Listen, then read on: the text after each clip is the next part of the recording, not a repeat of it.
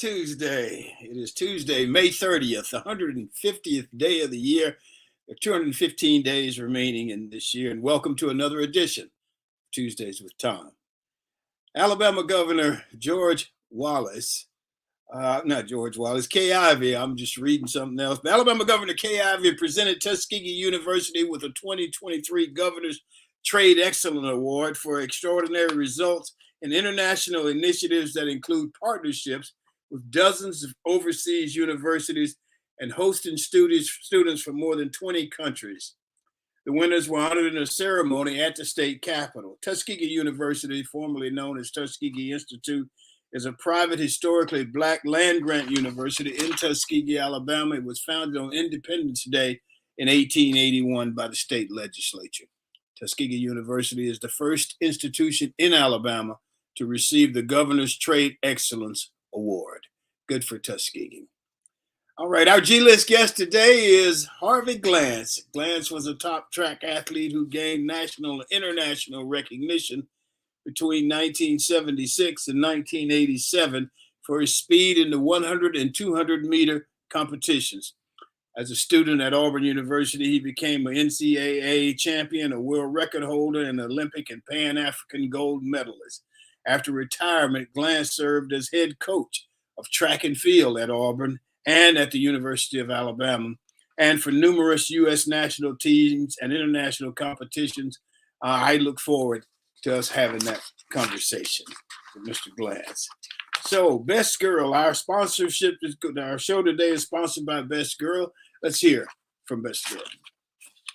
Best Girl is a consulting firm that provides customized leadership, access and inclusion, public relations, communications, and organizational consulting services. Clients include Fortune 500 companies, utilities, higher education institutions, small businesses, and associations. Best Girl's team of consultants, led by Joyce Gilly-Gossam, Emily Hedrick, and Sean Jones, partners with business and education clients to promote organizational effectiveness, communication, motivation, and leadership, with always an impact on the bottom line. Best Girl's customized consulting services include strategic planning, corporate communication, executive coaching, fundraising, and economic development. It's a solution that fits your need. So let's get to our roundtable regulars and introduce Barbara Wallace-Edwards and Michael Walker. Barbara Wallace-Edwards, how you doing this morning? Good morning, Thom. I'm doing well, thank you. Much better than last week. Well, I was going to ask you, so you're doing better, huh? I am truly much better. Good. How was your weekend?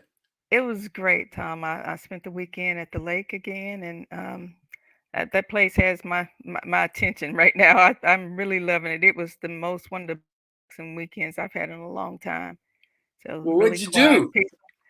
Didn't do much of anything. That was the plan to just go and relax, just sit out by the pool, and just relax and sat on the balcony. Ate a lot of good food, and just took it easy. The weather was perfect. I mean, we couldn't ask for better weather. It was actually a little bit on the cooler side, so not much of anything at all. Went out to dinner a couple of times. Went to a local restaurant in Waverly, Alabama that I've never even heard of, called the Waverly Local. And it's a little hidden gem in Waverly, Alabama that has some of the best food, I think, probably in the state of Alabama. So if you're ever in those areas of the state, you might want to check that out. Okay. Yeah. Well, let's get Michael Walker on here. Michael, good morning. How are you? I'm doing well, TG. Good morning to you. Good morning, Miss Barbara. How are you? I'm doing well. Thank you, sir. Great. Fantastic. How was your weekend, Michael?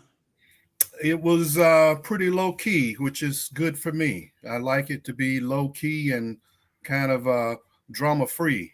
So for the most part, I had a drama free weekend. So I welcome that. Did you watch that basketball game last night? You know I did. Boy, Celtics out there, just woo. Man, they were hard to believe. Good, did they? Well, you know, I kind of found myself conflicted during this particular series. Not so much that I'm a fan of either team, but, you know, I kind of like the group of players that Boston has, and the fact that the coach, Joe Mazzulla, he was thrown into the fire, right at training camp or what have you, and said, you're going to be the next head coach. And throughout, he's been unfairly criticized for the performance of the Celtics, especially in this series. And, for that reason, I was happy to see him at least get it to 7 games and a chance to win it. Because a lot of these talking heads, they're talking about who needs to be the next coach next year. Brad Stevens need to come out of the executive suite and coach this team again. And, they had him fired already. Right. And I just thought that was just so unfair. And then the other side, reason why I was conflicted with Miami is our buddy Charles and Shaq and Kenny, they kept talking about the undrafted players. Yeah, they did. Yeah, they did. Go ahead. Go ahead. Yeah, I mean, as if to say because they didn't get drafted, they couldn't play basketball. Right. Only 60 guys get drafted. Right. And how many guys can play basketball? How many guys play basketball in college at the major college level? Yeah. So I thought that, that was that got next to me too. It got next to me, but then I thought about it. I think they're really saying those guys should have been drafted because they're so good. That was my take on it. That they were saying they were overlooked and they shouldn't have been. So I think they're trying to give them accolades, but it didn't come off that way. I hear what you're saying, Barbara, but nah, that wasn't what they were saying. Okay. No. And one of the reasons why I say that,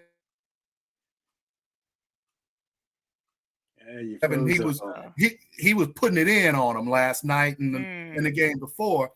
I remember one time they had a conversation and it was kind of going into that vein. And Kenny said, well, Caleb Martin was cut by Miami, so they cut him too. They missed him too. And then he came back. And supposedly he came back because he was friends, I think, with a rapper or somebody that had a connection with Miami.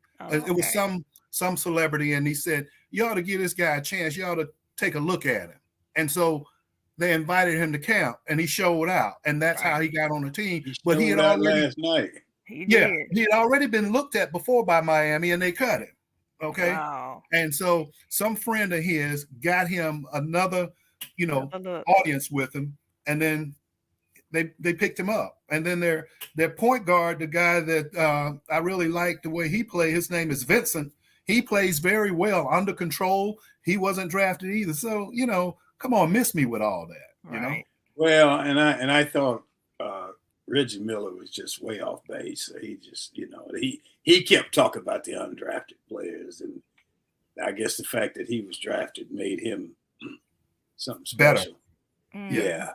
Yeah. But, the thing I liked about Miami was that what I like about Miami and Denver, they play as a team. They're not, and I thought it kind of got next to me with, the superstars do this, the superstars that, but then you got the role players. It's a team, man. And everybody contributes to the win or the loss. Jaylen Brown can tell you that because he was horrible, Right. God almighty, he was horrible. I know exactly what you're saying, Tom. They keep trying to say, and a lot of this talk comes from Kenny and Barkley and Shaq and Reggie to a degree. They always say your quote unquote superstars always have to show up and they got to lead the team, so to speak.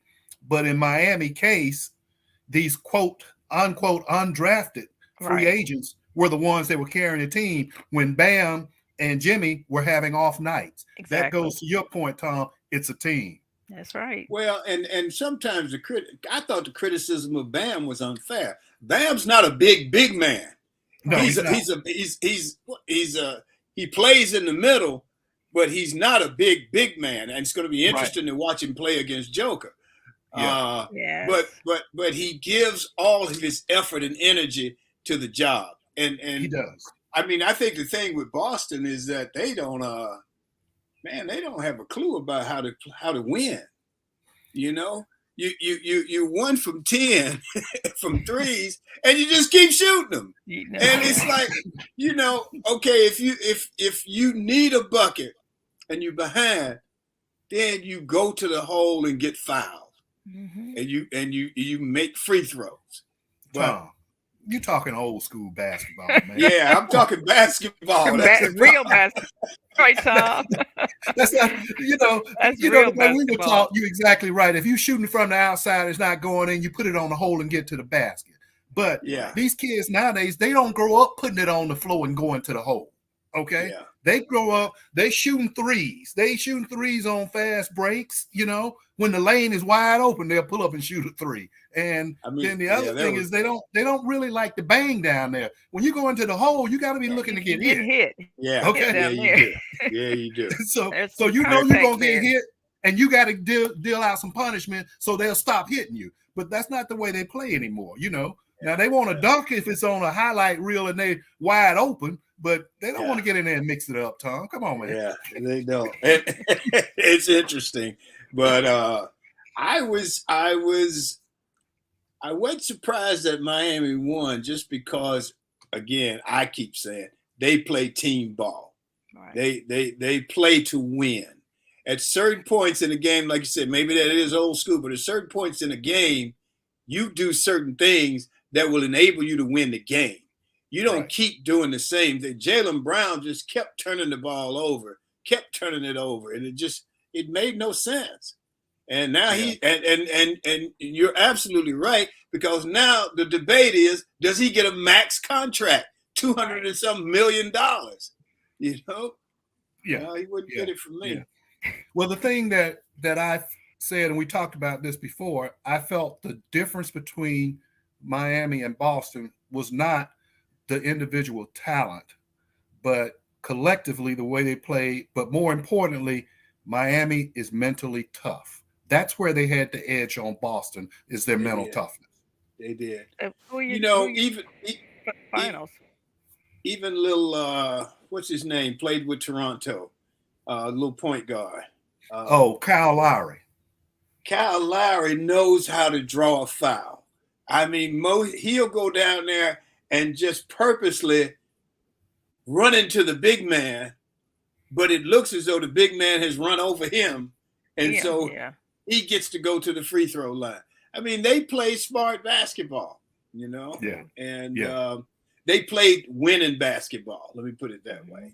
And Boston was just playing, and then of course the guy got hurt on the first play of the game. That was tough. And I don't guess there's normally they'll retie your shoe and retape your ankle or something like that.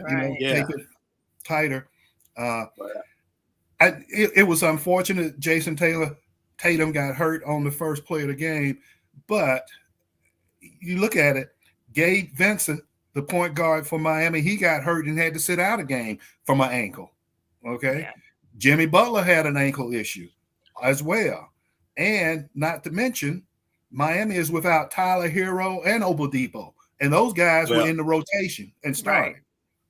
And I tell you another thing, Jimmy Buckets, as they call him, played well, and he was an inspiration for his team.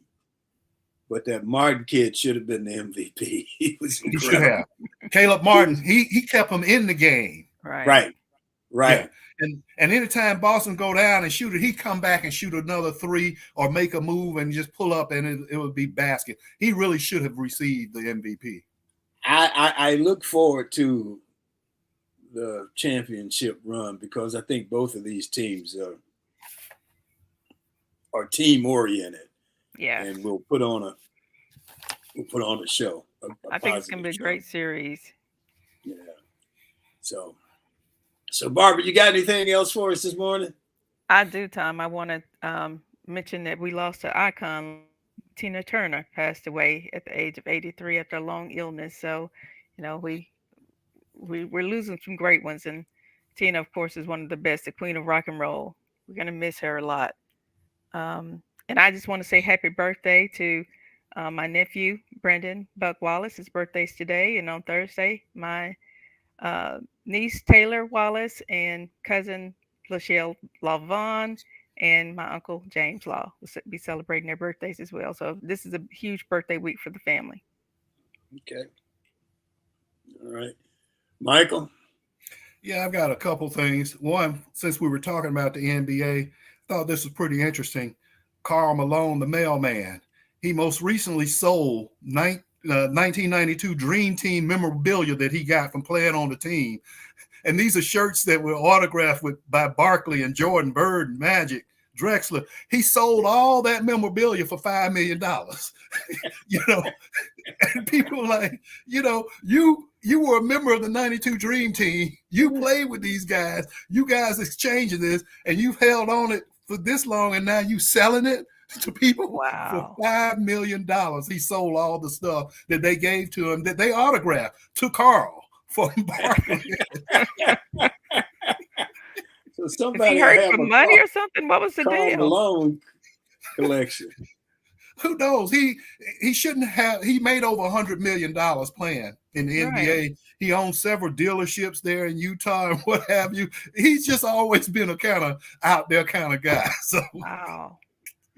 Yeah, he has. He had some things that weren't very positive to go on. Yeah, there's a couple other things I'll hit you with right quick. I'll finish up on a good note. But in the meantime, your favorite governor, Thom, Ron DeSantis, he who wants to be president, he is under some hot water with the ACLU, American Civil Liberties Union, because he's implementing a law saying that Chinese citizens cannot buy property in Florida. He's stopping foreign investments in buying property in Florida. And particularly, he does not want anybody from China buying any farmland because he said that it's an opportunity for espionage, and he doesn't want espionage going on by China.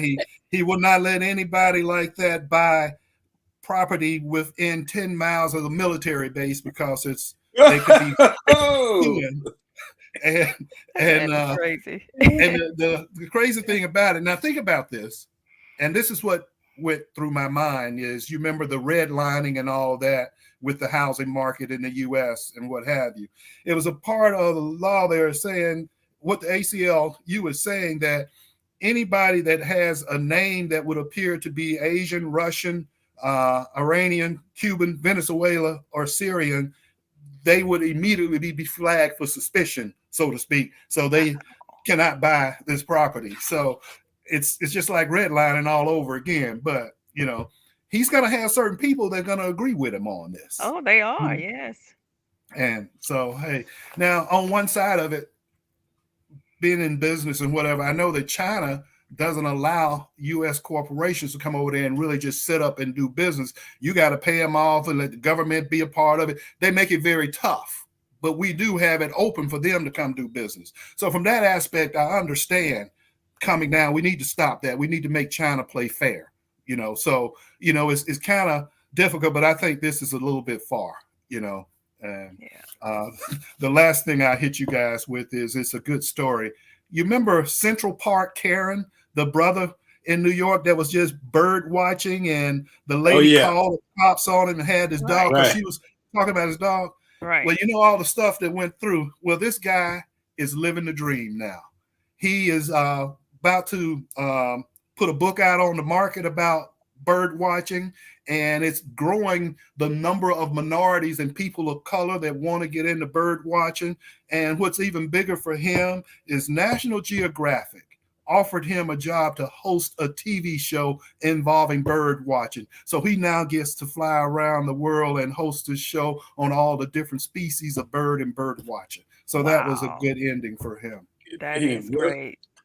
She did him a favor. She did him a favor. Unwittingly. Yes. She wasn't intending to, but she did. Yeah, it worked out for one time. She called the police on her brother, and it worked in his favor. For watching the birds. Yes. Yes. Because the area of the park that he was in, they have signs up, please do not allow your dogs to run free. And she just took her leash off on the dog. The dog was running amok over there where the birds are, where people are watching birds. So she was really, entrancing upon breaking the law. Yeah. Wow. Well, I don't know. I compare DeSantis to George Wallace. I think a lot of stuff DeSantis does. I want to believe that he doesn't actually believe this stuff, but it's a way to get elected. He feels it's a way to out Trump, Yes. and but it's kind of sad. In the end, George Wallace didn't even want to be George Wallace anymore. You Right. know, just to come up with stuff to purposely divide people. Um, and I don't know. I had a conversation with one of my neighbors, and, who's a good guy. We're good friends. Uh, we had a discussion about that, George Wallace and DeSantis, how DeSantis compares favorably or unfavorably to George Wallace. So we'll just have to see where it continues to go. It's unfortunate, but it's Florida. Did used to be like that. No, not at all. Florida was where people wanted to come. Hmm. Yeah. As Michael mentioned last week, the NAACP has issued a travel warning, right, Michael? Right. The Yeah. state of Travel Florida, and advisor. yeah, Yeah. travel advisor, and there's a lot of people that had planned vacations that have canceled their vacations to Florida this year as a result of that, blacks. And so, it's going to hurt the economy some there. And I know that there's still tons of people flocking there, but I think in the long run, it's going to hurt. It's going to sting a little bit. So hopefully that's going to put some pressure on the good old Well, governor and the to whole make whole some thing with changes. Disney, the whole thing with Yes. Disney is Well, I don't know. I don't understand why people do not feel they can't run on common sense. Run Yeah. an election, campaign on common sense. You know, well, campaign on the issues that really make a difference in people's lives, regardless of whether they're Democrat, Republican. We're all American citizens. We're all in the same boat. Right. You know, and I understand what he's doing here. He's trying to go after that Trump faction. So he's going to punish people that Asian or Chinese or whatever, not let them buy land and all this type of the stuff. others, The Yeah, others, right. the yeah, others. You always go after the others Mhm. because yeah, it's easier. It's they went after the Native Americans during those days because it was easy. They were Mhm. different, and you go after those people who are different. My friend in Birmingham was telling me about the Bud Light thing. I didn't know anything about it. I said, "What are you talking about?" Well, they put this trans person on the can, and people ain't buying it anymore. You know, and I asked him. I said, "Well, why does that bother you? Right. You know, you either go drink the beer or not drink the beer. Right. What? Why does that? What? I don't get it. It's I not going don't. to make them transgender just because they drink the beer because a trans person is Right, you on the go drink can. the beer and turn into a queer. I don't know. I don't It's know interesting. the mindset. yeah, It's yeah. interesting. It's the world we're living in. It So is. anyway, you guys got anything else? Okay, well we're gonna move on, and I'm gonna go to Sean. Sean's got a minute for us. Good morning to everyone joining in with us. My name is Shantia Jones, and this is Got a Minute. Yesterday was Memorial Day, a day for remembrance of those who have died in service to our country. Originally called Decoration Day, from the early tradition of decorating graves with flowers, wreaths, and flags. During the first national commemoration, former Union General and sitting Ohio Congressman James Garfield made a speech at Arlington National Cemetery, after which 5,000 participants helped to decorate the graves of more than 20,000 Union and Confederate soldiers who were buried there. In his speech, he said, "We do not know one promise these men made, one pledge they gave, one word they spoke, but we do know they summed up and perfected by one supreme act the highest virtues of men and citizens.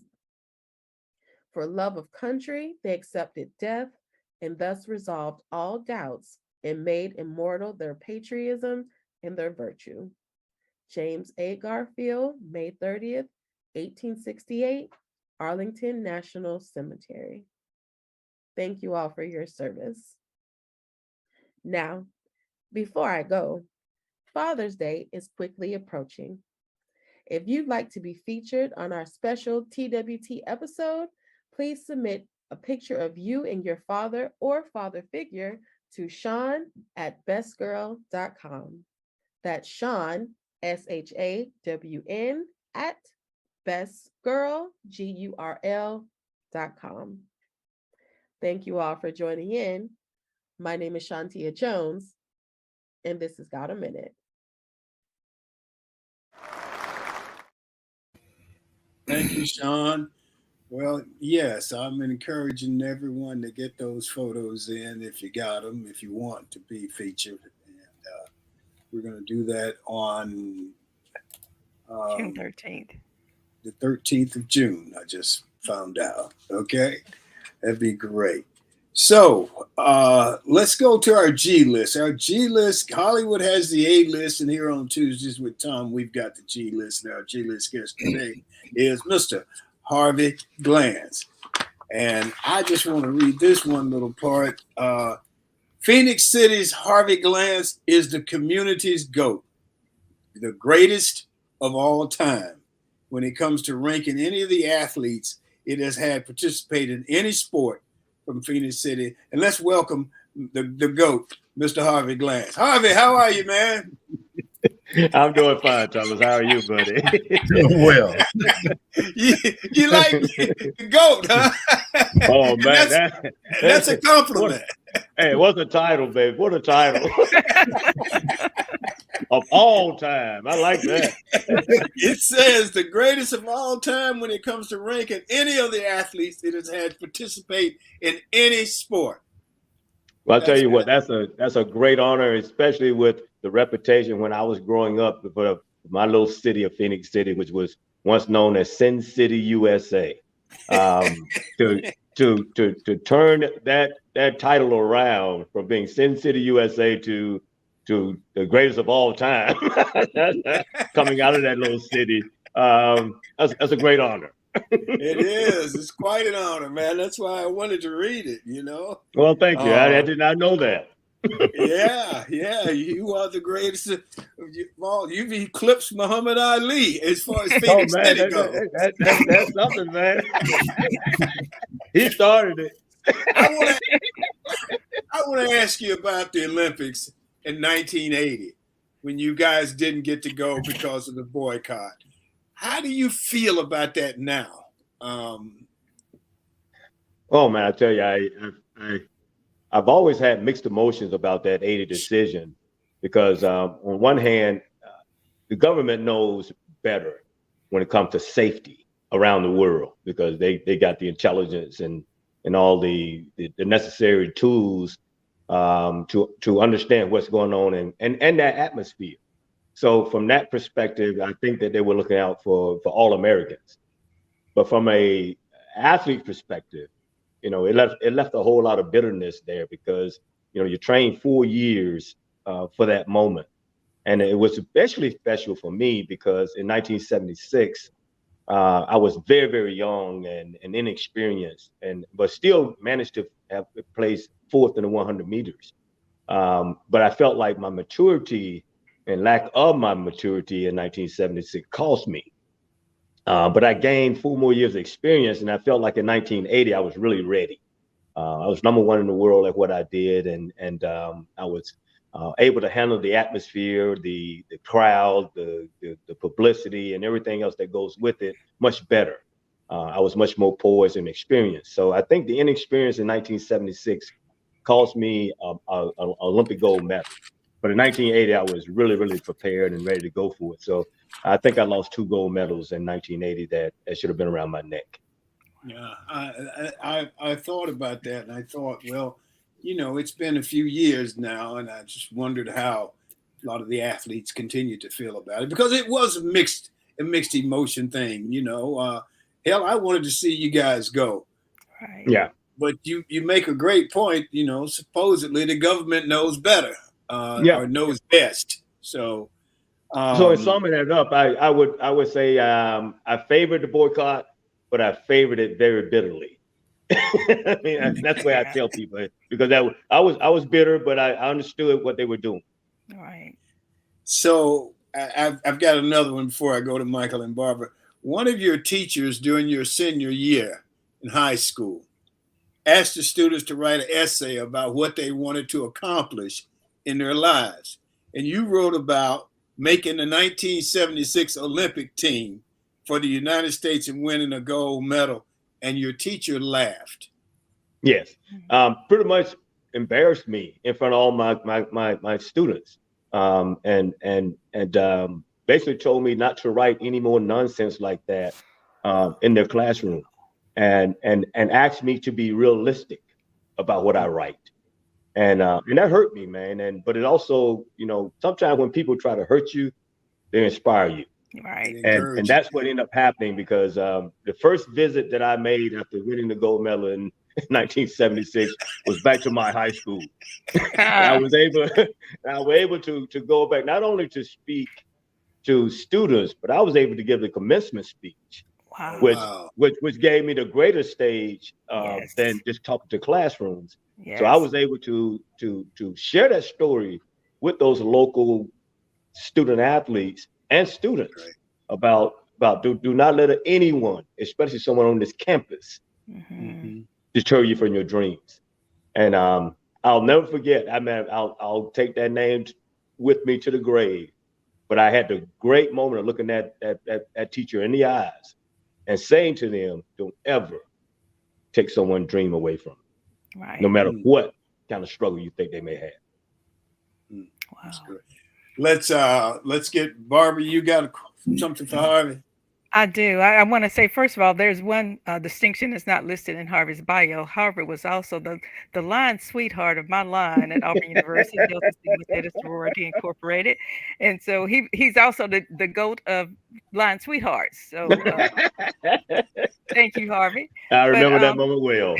Thank you, sir. You helped us through a lot of difficult days during our pledge and process. But I want to ask you about being the first Black coach in the SEC, period, at any sport, at both the University of Alabama and at Auburn University. Can you talk about that? Well, that was a real defining moment for me and my people, because Auburn had existed over 100 years of athletics, and I don't know till this day how so many great former athletes as well as candidates was overlooked at that point in time, all the way out to 1990. That weren't even considered.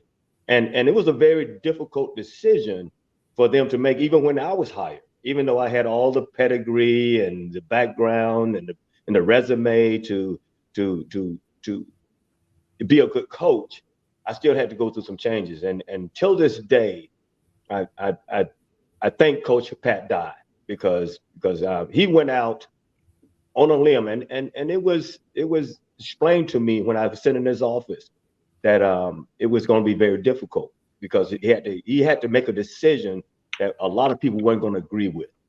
Even though I was Harvey Glance, Olympic gold medalist, Auburn University grad, and a whole 9 yards, and he said it's going to be difficult, but I'm in position to help you. And he went on farther to say, the reason I'm helping you is because you helped me get Bo Jackson to Auburn University. Wow. So, it was a favor, pretty much, in a sense. And I looked Coach Dye in his eyes and I said, I promise you, Coach, I will not let you down. I will make this right. I thank you for believing in me. I thank you for investing in me. And I do realize and understand the big task at hand, because I represent a coach of color that's never been hired at this university. And that meant something to me. And I knew I could not mess it up for all the people that would follow me. So I went in with a chip on my shoulder. I went in with an understanding that that just like in 1976 when I put that USA uniform on and the weight of the world was on my shoulders, I felt that same way, but I felt like I was old enough to handle it. And I went in with fire and desire to change the culture forever, not just for the moment. And we did that. I had a great run at Auburn, Yes. which it was so great that it led me to Alabama. so again, I understood the challenge. I understood that everybody was watching. I understood that if I screwed up, that it would close the door for a whole lot of people following me. But because I had great success, it opened up a whole lot of doors for a whole lot of us. And if you go around the SEC right now, Barbara, I would probably gather to say probably 75-80% of all track and field head coaches are Black. Yes. And so my journey was well worth it. Yes. Thank you. Mm-hmm. Michael? Harvey, first of all, I want to say congratulations on your many accomplishments and all the accolades. They are well worth it and deserving. So, it centers, my first question kind of centers back a little bit to what Thom was saying, but it's a different variation. Let me ask you this. If you now had an opportunity to sit down and write a note to self, what would you say in that letter about the future to your 7-year-old self that started running with sweatsuits and boots on? I would say that looking back, I did not realize and understood the struggle that so many people before me had to go through. Little did I know that there was such a hard road to success. Today, Harvey Glance will wake up and say, everything is normal, everything is right, and this and that. But the 7-year-old Harvey Glance who got on the track to run and to have fun, because I love running, would not have understood what it took before me. People like Jesse Owens, people like the 1968 Olympic team. And as I grew up understanding the struggle that they had and why they did what they did, because I was still young and didn't quite understand the message they were trying to send. But there was so much discrimination at the core of just trying to be good people, just trying to be a human being, and just being, cut and stabbed and shot at every corner, just trying to make it, just trying to just be a human being. And today's Harvey Glance wouldn't have to go through that because of what the old Harvey Glance went through. It made a Harvey Glance of today so much easier.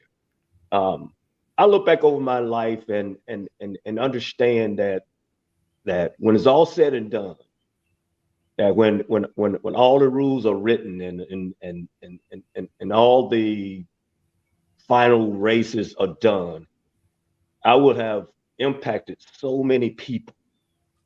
Never that would I have understood at 7 years old that I made changes in the sport. I made changes in so many people's lives.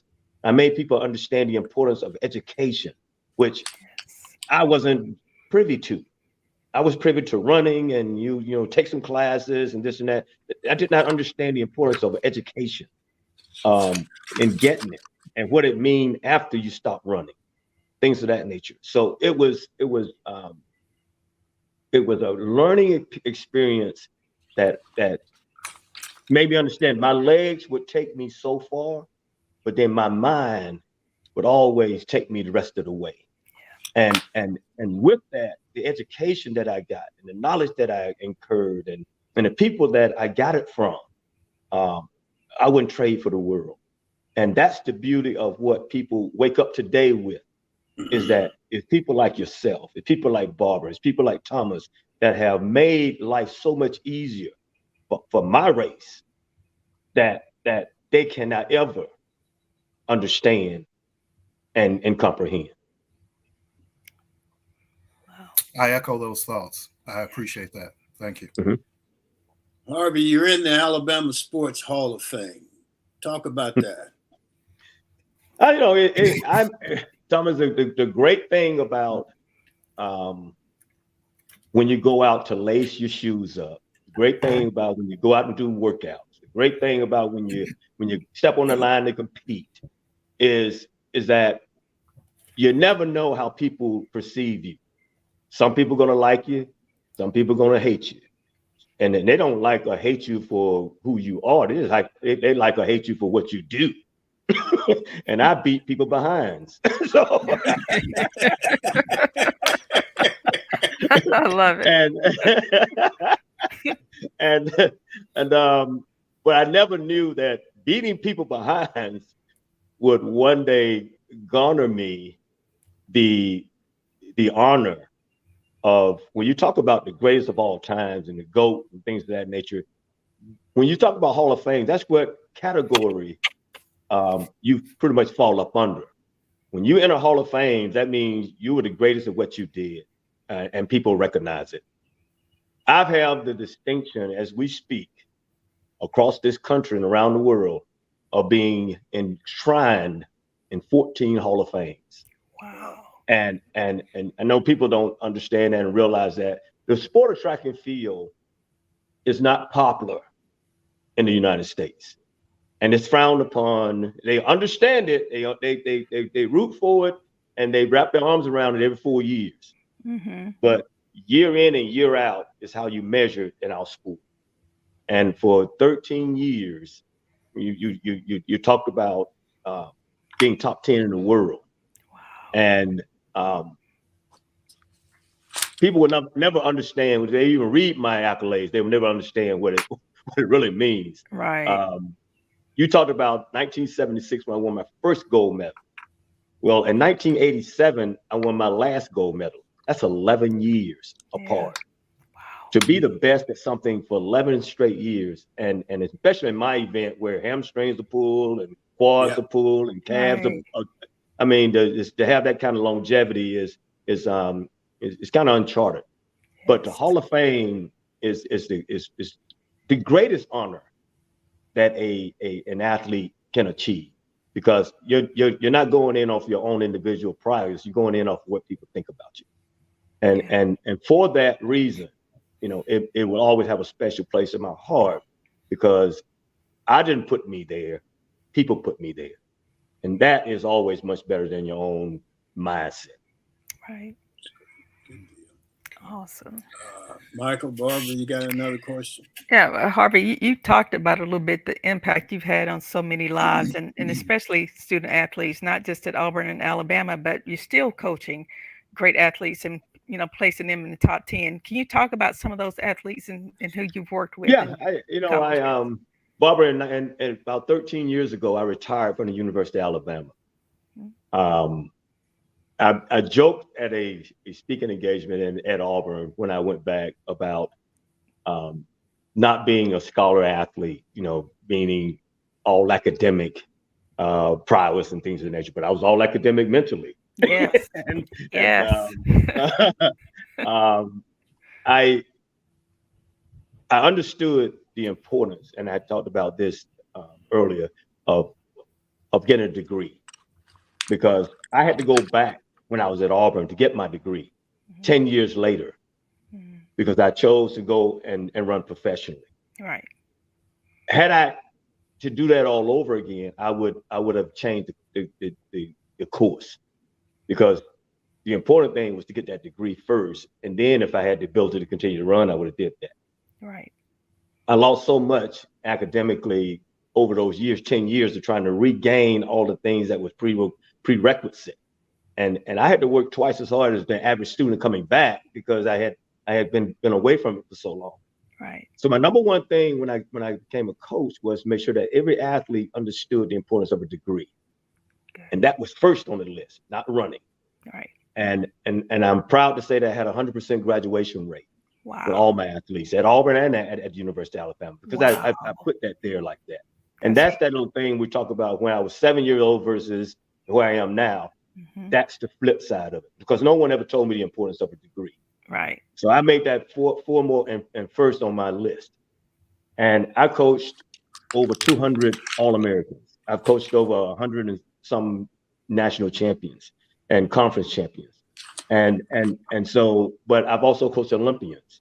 And the young man that I coach right now is the young man that ran for me at the University of Alabama. And he was a 400-meter runner, and his name is Karani James. Right. Well, Karani James over the last 13 years has been no worse than number 3 in the world at his discipline. And he's an Olympic gold medalist. He's an Olympic silver medalist. He's an Olympic bronze medalist. He's the most decorated 400-meter runner in Olympic history. He's also a world champion at 400 meters, a silver medalist at 400 meters, and a bronze medalist at 400 meters. So he has the trifecta in both Olympic and world championships. And I'm considered now, and you know, I've always said some people will like you and some people hate you. But one thing for sure is that they cannot ignore the kind of numbers that you put on the board and history that goes with it. So yeah, I just came out of a meeting in California where he ran the top 10 time in the world at 400 meters again. And this is after 13 seasons of competition. Wow. So what I did as an athlete, making 3 Olympic teams, you know, he is by far the guy that models me the most and remind me the most of myself. Yeah. So it was easier when Nike came knocking to say, well, you can coach this one kid for us because he's done such a wonderful job with him in college to take him to the next level. And together we have both risen once again to the top. Wow. And not just as an athlete, now as a coach, and proud to say now I'm in Coaches Hall of Fame. Congratulations. And so, you know, so it's been great. It's been a great ride. Track and field to me, I tell people this all the time. I never worked a day in my life because track has been, it's the world to me. I mean, when you put Harvey Glance and track and field together, it's a winning combination. Yes. And but I've coached many athletes to higher heights and changed the lives of so many people with degrees and accolades. And until this day, I probably get every year maybe 500 athletes want to come and train with me, and I turn them all down. I've had the opportunity to coach countries, national teams, and I turn them down. I just, you know, I'm happy. Yes. You know, I make plenty of money to get by with, and what people don't understand now of what Fly talked about earlier, I should say Michael Walker. Because I'm sorry, you can say, hey, Flash. Okay. Is that when I was running, there was very little money in track and field, but we did well. Yes. And now today we have millionaires in track and field, and I'm proud to say, hey, congratulations, Harvey. We've arrived. Harvey, I'd like to ask you, or I should say, Flash. Let me ask you this. This is back in your Flash days. You know, in football, it's easy to pump yourself up for a game, you know, and in basketball, you can pump yourself up because maybe you had a little run-in with the guy on the other team because you kind of play more often, or you manufacture stuff. What did you do as an individual to get yourself up to run your best in a track meet? Because it's just you and 10 guys running. What did you do? Man, that's a great question. And I tell people that all the time, because if you look at me and if you watch my demeanor, I seem as though I'm the friendliest guy in the world. And I can joke around and laugh and kid and joke with you. But when I put that uniform on, there's a whole different mindset. And my mentality going into any race was to seek and destroy.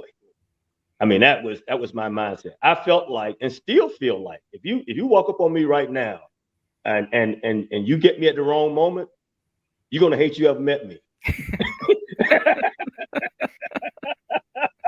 Because I'm very, very competitive. That I've always been this bad, and I actually credit and blame my older brothers for that because they were so much better than I was growing up. And they brought out fire.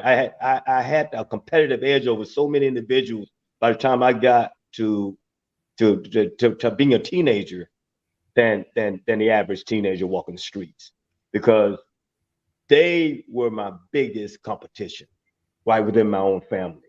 Mm-hmm. And so I always had a killer instinct, but it scares me. When I turn my mind on, I turn my brain on, and Barbara has witnessed because she used to travel with us to track meets. Yes. And I remember going to give you an example. I remember going to LSU. Yes. And for a dual meet. And LSU was very, very rude and very, very shrewd about people visiting their campus and coming in trying to take their territory and things of that nature. And they would throw rocks at our windows, try to keep us up at night and things of that nature to try to throw us off. I kid you not. And so I would go and of course I was the headline almost everywhere we went on any campus, any track meet, and because I was setting world records and winning conference championships and national championships. And one year we went to LSU, and I just happened to wake up one morning at the newspaper when newspapers were very popular. And in the school newspaper, I pick up and there's a picture of me trying to get everybody to come out to the track meet to watch Auburn versus and some of the stars that would be competing. And I started reading the paper. I was, oh, this is good. I got a picture of me in the paper. I started reading and I happened to come across a quote from one of the LSU runners. And basically what he was saying was that, we're gonna protect our turf and Auburn's good, but they're not better than us and this, that, and that. And then he said, that Glance kid, he just don't have any idea what's waiting for him. Man, I read that. And I looked over my roommate at the time, was James Walker. And James was just like me. He was very competitive and also an Olympian. And I said, I'm gonna kill him. I'm gonna absolutely destroy him. Yeah. And I woke up and my whole I just felt so insulted that the fact that he's calling me out like this. Right. And bro, we went to the line and I could see him. I went to spot him. I watched him warm up. I never took eyes off him the whole track meet. And he was a decent sprinter. I think he ended up being second or third at the SEC championship that year. But I remember when they shot the gun, I don't remember anything else but firing off the block. When I hit the line the next day in the paper, I was the only one at the finish line. Yeah. There was no one else in the picture. That night, I went world record. Yes. That's the kind of fire I always had and always burned inside me that people underestimated, because I was nonchalant, real friendly. But when I put that uniform on, oh, bro, it was on. Yeah. I hear you. I understand that. I can relate to that. Whoever known that somebody like you would grow up from Sin City to become who you are? Unbelievable. Sin City, USA, Phoenix City, Alabama. It's I tell people to this day, Phoenix City is 27,000 people, and they were like, "What?" I said, "Yeah, that little town that wasn't known for track and field." Right. Think about that. Yes. Yeah. Phoenix City has always been gangster, though. Okay, they've always been gangster. Hey, and I can vouch for that. I can vouch for that because I grew up in the project. When I was playing high school basketball at Auburn, we went to play Central. We had to fight our way out the gym. Oh no, you may win the game, but you ain't gonna win the fight. Exactly right. We had to stop playing y'all because of that fight. Yeah, man. Tell us about the Fabulous Four. Oh man, gosh, yeah, that. We were. It was myself, James Walker, Willie Smith, and Tony Easley. Yeah. We started off at the Fantastic Four. We became, when John Luter came on and started doing good things, we became the Fabulous Five. Right. But the Fantastic Four was not even created by us. It was created by other coaches.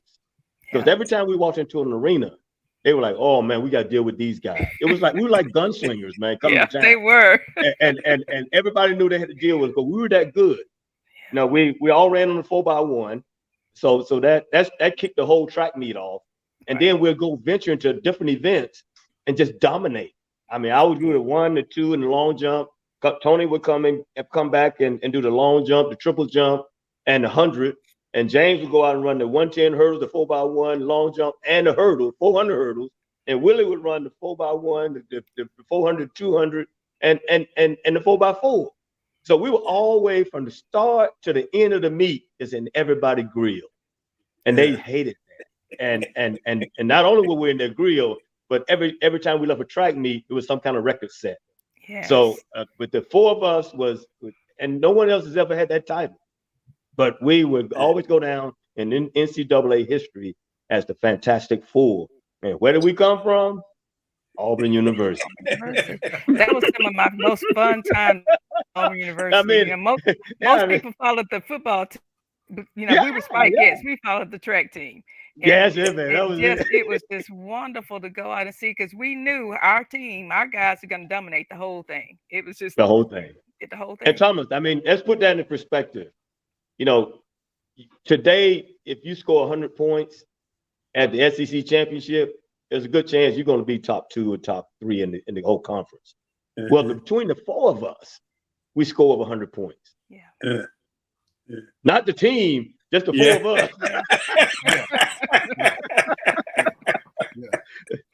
So I mean, if you scored 100 points at the SEC championship as a team, you consider elite.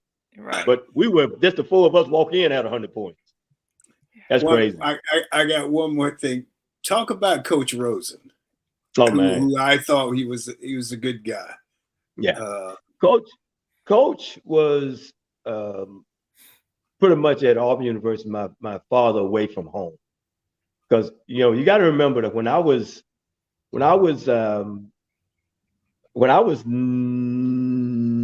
17 years old and I visited Auburn for the first time on an official visit, I was getting ready to leave Sin City, USA. Didn't know much about anything outside of Phoenix City, other than the one time I traveled to Chicago for IPI meet, which is International Prep meet.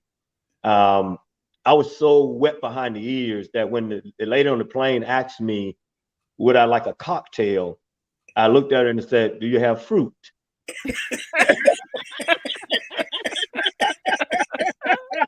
I didn't realize what a cocktail was.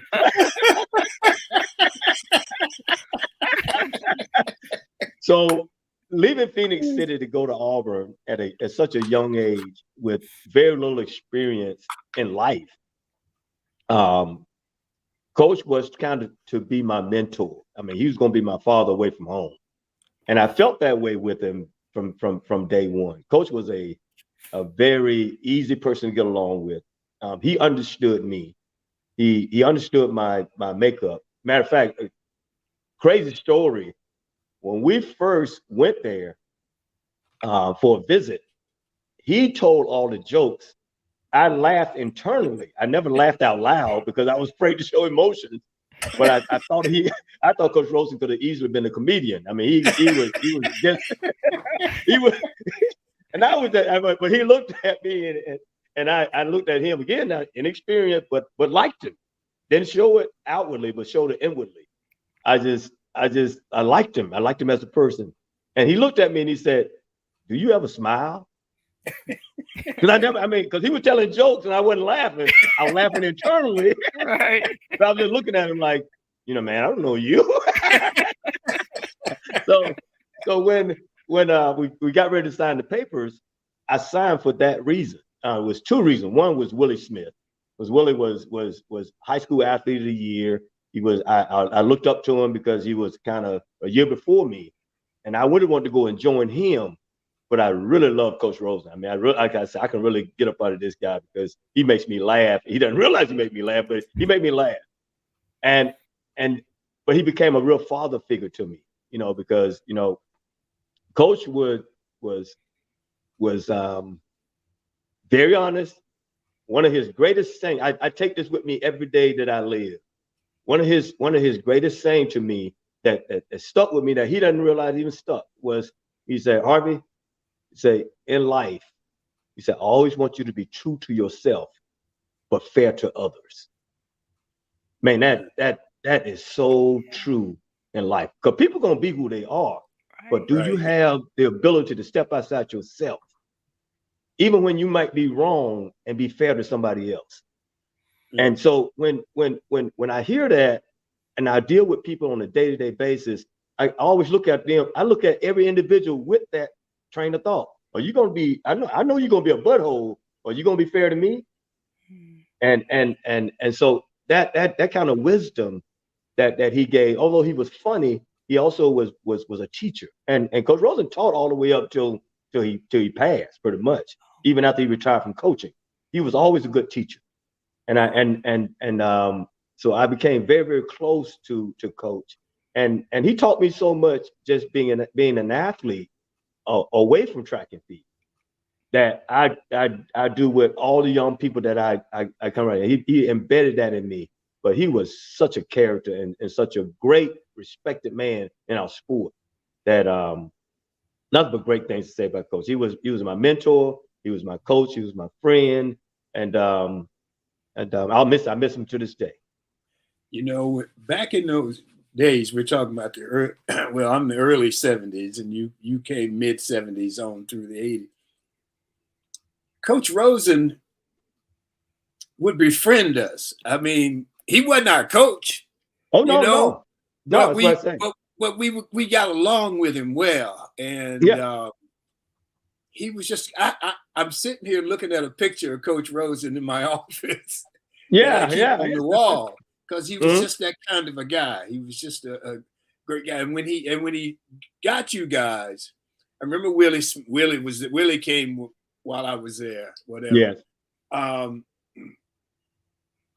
We always thought he was fair, you know. Everybody wasn't fair. No. All the coaches weren't fair. Let me put it that way. No. Coach Rosen, he told me one time, Thomas, Coach Rosen, he was true to himself, but he fair to others. He said, we were going on a trip one time to Tennessee, and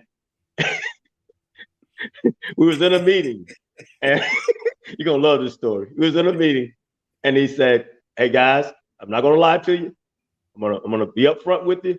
He said, that bus is gonna leave tomorrow morning at 9 o'clock. He said, and if you're not on that bus at 9 o'clock, your behind is gonna be left behind, because that's my policy, that's who I am, and that's what we're gonna do. Except for Harvey Glance. I ain't leaving Harvey.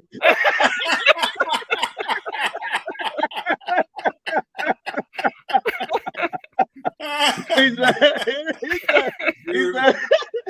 now you can be mad at me or you can be sad at me, but I'm not leaving Harvey. Okay, because I'm gonna be fair to Harvey. Harvey, were you late? Oh no, I was never late. But he was like that. I mean, he was saying, I'm gonna give Harvey the benefit of the doubt, because I know he would never do that. Right. So if Harvey is late, that means something just happened. Right. Harvey, you got anything else you want to share with us this morning?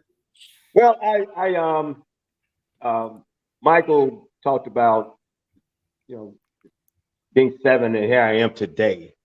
I'll share a story with you that kind of, you talked about greatest of all time, Muhammad Ali, and when Muhammad Ali went to the Olympics, won the gold medal, he came back and because the war thing was happening and all that, and he went to he felt like the country really didn't care about him, so he had his gold medal and he had it in his hand. He was going to throw it in the river, and story has it that he threw it in the river because he was so upset with the country about how he had gone to represent them, and he came back and was treated like crap. I have a story similar to that a lot of people don't even know about, but it involved Coach Rosen and I. And I went to Montreal and won the gold medal. I came back and the city of Birmingham was honoring us downtown. And we were sitting up on stage and Coach Rosen had already spoken. And I was being introduced after Coach Rosen to come by and speak. And as I was approaching the podium, I had to sit back down. And I didn't understand why. And I was like, what's going on? They basically turned around to me and said, wait a moment. Well, everybody started, you heard all this humming and in the crowd, and you start seeing all these things going. And right in the middle of downtown, and we were speaking, came a march. And the march, it was a march that was were pretty much under control. It was organized and the whole 9 yards. And through this crowd, I waited about 5 minutes. And it was the Ku Klux Klan. Wow. And I sit there and I sit back in my chair and then we let everything go through. It was very peaceful. It was there. But here I am at 19 years old, little 19-year-old sitting up on stage. And the first thing reflected was the Muhammad Ali story. And I had this gold medal in my hand and I looked down at it and I said, you got to be kidding me. And Thomas, Barbara, Mike, I looked at that medal and I wanted to throw it away. Yeah. But then I said to myself 15 seconds later, It's yours. You earned Negro, it. please.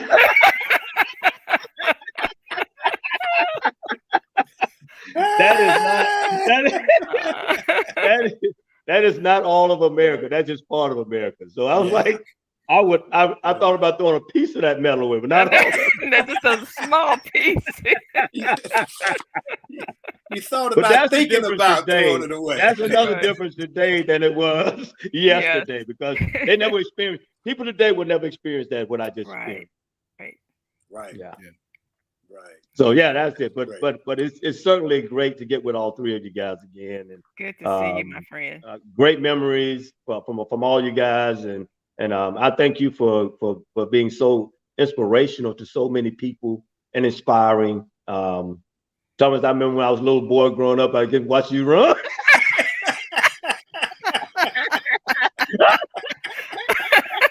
Seventh grade. Yeah, you were seventh grade, right? When I was in my backyard. Oh man! So no, it really is. It's always good to catch up with good people, and I thank you for the lives that you have touched and continue to touch on a daily basis. And I'm proud of all three of you guys. And if I ever do anything for you, please let me know, because as I've always tell people, there's plenty of room at the top. And I think that we all have the opportunity to bring everybody and lift everybody, not just in spirit, but in life, to the very top of their craft. So we all have a gift. Understand that, recognize it, and again, as Coach Rosen said, be true to yourself, but always be fair to others. Thank you, sir. Thank you, Harvey. We appreciate you, man. Thank you very much. Appreciate it. Yeah. Okay.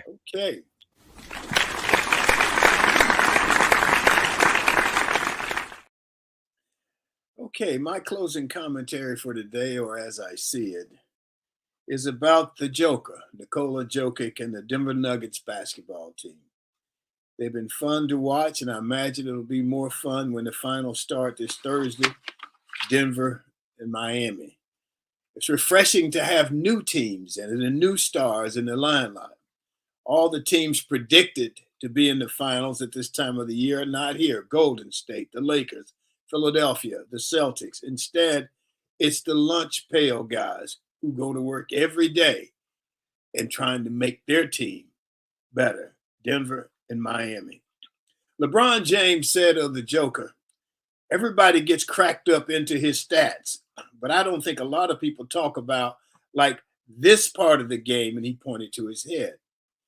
Maybe it's not talked about because a lot of people don't understand it, but I do. This is LeBron James. He's special. Jamal Murray of Denver sums up their game as basketball players. It's just beautiful basketball, honestly. And that's how I see it on this May 30th in the year 2023. That's our show for today. I want to thank the audience. We appreciate you. I want to thank Harvey Glance for being with us. Harvey, we appreciate you. I know it's early out there. We appreciate you getting up and being with us. Thank Barbara, Sean, and Joyce. And that's it for this Tuesday, May 30th. Remember to enjoy yourself. Make every day count. Stay safe. Peace.